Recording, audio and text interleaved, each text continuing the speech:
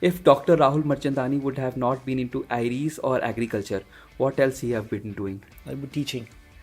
As a second generation entrepreneur, two advantages and two challenges you faced. Well, I think first was acceptance, getting accepted by my team.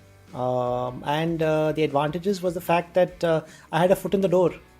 I think that's the biggest advantage. Any business decision you want to go back and change? Well, there are several. So which ones do we start with? So I think we perhaps made some products way ahead of their time. So we sort of innovated too soon, and maybe the timing was not right. So some of them now we have reintroduced in the market, and that could be maybe we should not have made those choices then. Please quickly take us through your daily routine. My daily routine is very boring. So I have a good 5-6 a.m. start. Typically in the gym by about 7. In the office by about 10:30.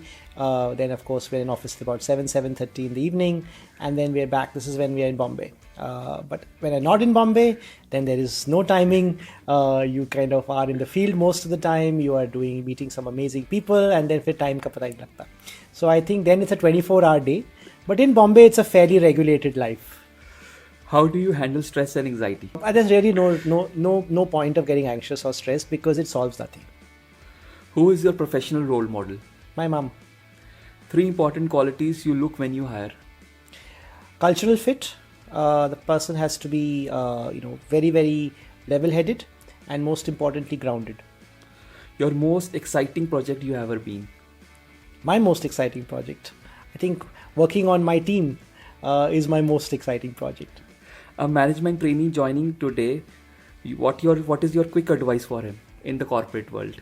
There's no limit to what you can do, but you've got to be patient. You've got to speak to your company and your team very openly, and stop jumping. I think that's the worst thing they can do. Trust your company to take you higher, and ask for new things to do every few years. Moment in your life when you realize you are born to do what you are doing now. I actually learned that several years after I done doing what I was doing, because when I understood what my company does and my role in it is when my eureka moment happened. Like I said, initially I just gave it a shot. We know Dr. Rahul is a learner. What Dr. Rahul is learning these days? Well, I'm learning a lot more patience than I used to have before. Average days of travel of Dr. Rahul in a month. You really want to know? It's about 20 days a month. 3 important qualities of a salesperson. They should be talking. I think जो salesman बात नहीं कर सकता वो मर गया. A lot of passion to learn, because he has to understand what the customer wants, and more importantly, he has to be trusted.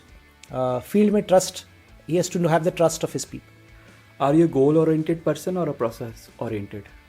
Well, I think process will take care of itself. I mean, today I used to be a process-oriented person. I used to try to do everything by the T. But today, you kind of set your goals, you make them big, hairy, and audacious, and make sure that you support people to get there. So I think today I have the luxury of setting that goal and let people set the process, because then they will own the process. 3 books you would like to recommend? I don't read a lot of business books, so if you're expecting some very geeky recommendations, I won't give them. So I think when you want to have some fun, read Dilbert. I think Dilbert's great. My favorite fiction was Cain and Abel, which was a brilliant book. And of course, I loved The Firm, John Grisham. Thank you. And last, what message you want to give to today's agri graduate? You can speak there and give. Well, I think you're in the most amazing sector that can ever be there, because the sector is never going out of fashion.